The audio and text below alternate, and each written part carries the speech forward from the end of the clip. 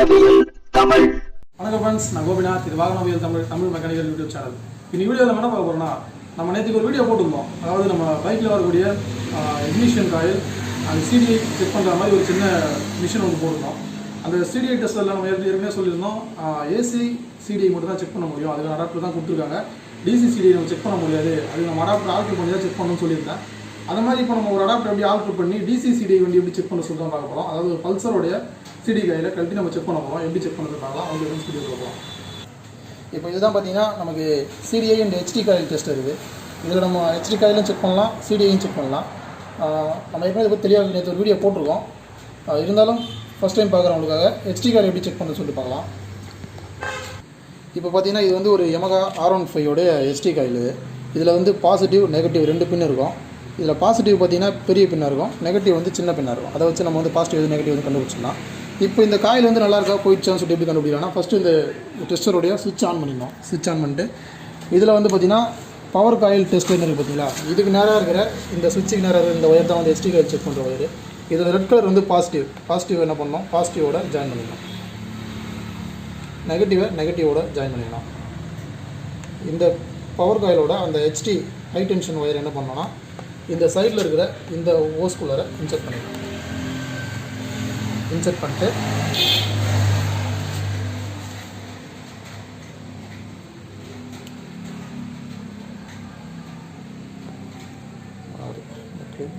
சாஃப்டாக ஓகே, அது clip insert பண்ணிடுச்சு. இப்போ நம்ம என்ன பண்ணோம், இந்த சுவிட்ச் ஆன் பண்ணோம். இந்த சுவிட்சை ஆன் பண்ணிட்டு இந்த பவர் காயில் டெஸ்டர் இதுக்கு நேராக இருக்கிற இந்த பட்டனை ப்ரெஸ் பண்ணும்போது உள்ளே நமக்கு ஸ்பார்க் வரது நல்லா தெரியும். நான் ப்ரெஸ் பண்ணுற பாருங்க, பார்த்தீங்கன்னா தெரியும். இந்த பவர் காயில் நல்லா இருந்துச்சுன்னா ஸ்பார்க் வரும், வீக்காக இருந்துச்சுன்னா ஸ்பார்க் வராது.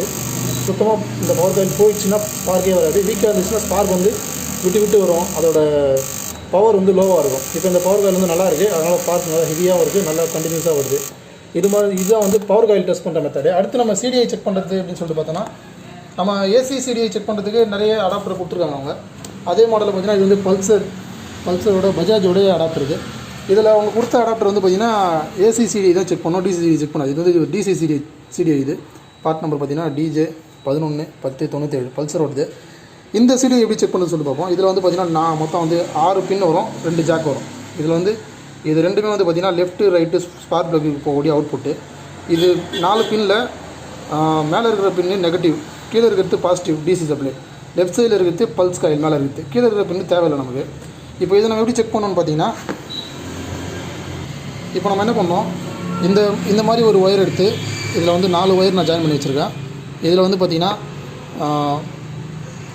இந்த மாதிரி ரெட்டில் ஒயிட் கலர் கோடு போட்ட ஒயர் வந்து நான் பல்ஸ் காயில் ஒயரில் ஜாயின் பண்ணியிருக்கேன். இதில் வந்து பல்ஸ் காயில் பிக்கப் காயில் போகிற லைன் ஜாயின் பண்ணியிருக்கேன். அதை என்ன பண்ணணும், ஏற்கனவே சொன்ன மாதிரி இந்த மேலே இருக்கிற பின்னில் லெஃப்ட் சைடில் இருக்கிறது பல்ஸ் காயில் ஜாயின் பண்ணிட்டேன். இந்த பிளாக்கில் எல்லோ வந்து நெகட்டிவ், அது நான் ஏற்கனவே சொன்ன மாதிரி நெகட்டிவில் ஜாயின் பண்ணிடுறேன். அடுத்து இந்த ரெட்டில் ஒயிட் வந்து DC சப்ளை, DC இன்புட்டு, இதனால் DC இன்புட்டில் ஜாயின் பண்ணிட்டு அவுட்புட், இந்த மேலே இருக்கிற அவுட்புட் 2 பின் இருக்குது பார்த்தீங்கன்னா, 2 ஃப்ளக்குக்கு போகக்கூடியது. அதில் ஃபஸ்ட்டு மேலே இருக்கிற பின்னில் ஒரு ஒயரை ஜாயின் பண்ணுறேன். ஒரு ஃப்ளக்குக்கு போகக்கூடிய லெஃப்ட் சைட் ஃப்ளக்குக்கு போகக்கூடிய லைன் இது, அதில் ஜாயின் பண்ணிட்டு இந்த அடாப்டரை இந்த மிஷினோட ஜாயின் பண்ணிடுறேன், டெஸ்டரோட ஜாயின் பண்ணிட்டு இப்போ நம்ம மறுபடியும் ஸ்விட்ச் ஆன் பண்ணுறோம். ஸ்விட்ச் ஆன் பண்ணிட்டு ஆன் பண்ண உடனே நமக்கு தெரிஞ்சிடும் இந்த ஒயர் லூஸாக இருக்கிறதால நமக்கு பவர் வரல. இப்போ பார்த்தீங்கன்னா ஆன் பண்ண உடனே DC சப்ளை டேரெக்டாக வரும், ஸ்பார்க் வரது நல்லா தெரியும் நமக்கு. இந்த CDI வந்து நல்லா இருக்குது. இப்போ அடுத்து என்ன பண்ணுறோம், அடுத்த ஒயரில் ஜாயின் பண்ணுறேன். ஒரு ஃப்ளக்குக்கு போகக்கூடிய லைன் கரெக்டாக இருக்குது, 2வது ஃப்ளக்குக்கு அதை மாற்றி போடுறேன். அவுட்புட்டே மாற்றி போட்டு இப்போ ஸ்விட்ச் ஆன் பண்ணுறேன். பார்த்தீங்கன்னா ஸ்பார்க் நல்லா ஹெவியாக வருது. இந்த CDI வந்து 100% நல்ல கண்டிஷனில் இருக்குது, பக்காவாக ஸ்பார்க் இருக்குது. இது மாதிரி தான் நம்ம வந்து பார்த்திங்கன்னா DC CDI நம்ம செக் பண்ணணும். AC CDI அடாப்டர் கொடுத்துருக்காங்க அவங்க, DC CDIக்கு கொடுக்கல. DC CDIக்கு நம்ம என்ன பண்ணோம்னா, இந்த மாதிரி அடாப்டரை மாற்றிக்கணும்.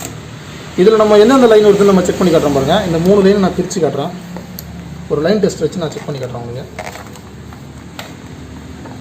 இப்போ லைன் டெஸ்டரோட கிளிப்பை நான் இந்த டெஸ்டரில் இருக்கக்கூடிய நெகட்டிவ்லேயே போட்டு அதோட எண்டை வந்து நான் வெளியே எடுத்துக்கிறேன்.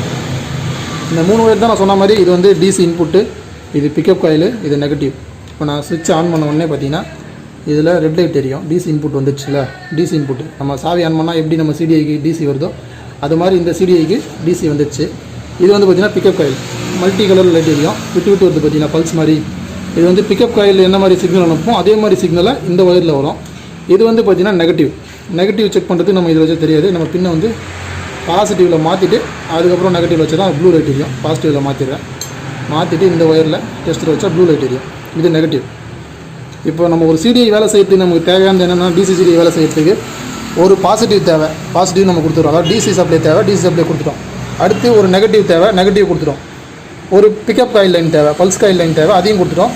ஒரு அவுட்புட்டுக்கு தான் நம்ம இந்த ஒயர் ஜாயின் பண்ணுறோம். அவுட்புட்டு இப்போ பல்சரில் பார்த்தீங்கன்னா 2 ஃப்ளக் இருக்கிறதுனால 2 அவுட்புட் வரும். 2 அவுட்புட்டு 2 பின் வரும்.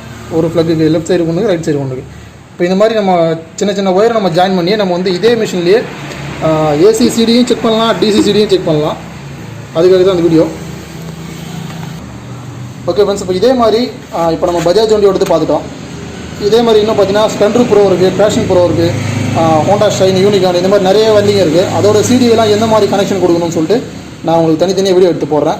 இப்போ எந்த சிடியில் எந்த பின் எங்கே வரும்னு நமக்கு தெரியாது. இப்போ இதை வச்சு பார்த்தா யாரும் கண்டுபிடிக்க முடியாது இந்த பின் எங்கே வரும்ன்ட்டு.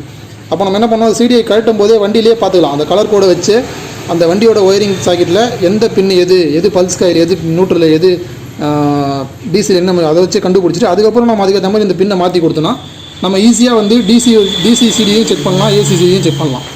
ஃப்ரெண்ட்ஸ், வீடியோ பார்த்துருப்பீங்க. ஒரு காயில் டெஸ்டர் மிஷினில் எப்படி நம்ம ஏசி சிடி செக் பண்ணணும் சொல்லிட்டு வீடியோ நம்ம பார்த்துருப்போம். அதே மிஷினில் எப்படி நம்ம டிசி சிடியை செக் பண்ண சொல்லிட்டு இந்த வீடியோ தெளிவாக சொல்லியிருப்பேன். நம்ம ஒயரை எப்படி நம்ம ஓபிடி செக் பண்ணும்போது ஓபிடி பிஎஸ்6 ஓபிடி செக் பண்ணும்போது நம்ம ஒயர் கொண்டு போட்டு செக் பண்ணுவோம். அதே மாதிரி இது ஈஸியாக செக் பண்ணலாம். எல்லா வண்டிக்குமே ஈஸியாக இருக்கும். நான் கண்டிப்பாக ஒவ்வொரு வண்டிக்கும் வீடியோ எடுத்து போடுறோம். உங்களுக்கு வீடியோ பிடிச்சா கண்டிப்பாக லைக் பண்ணுங்கள். வீடியோ சந்தேகம், குறைகள், தவறுகள் இருந்தாலும் கமெண்ட்டில் சொல்லுங்கள். நம்ம சேனல் பிடிச்சிருந்தா கண்டிப்பாக சப்ஸ்கிரைப் பண்ணுங்கள். Thank you friends.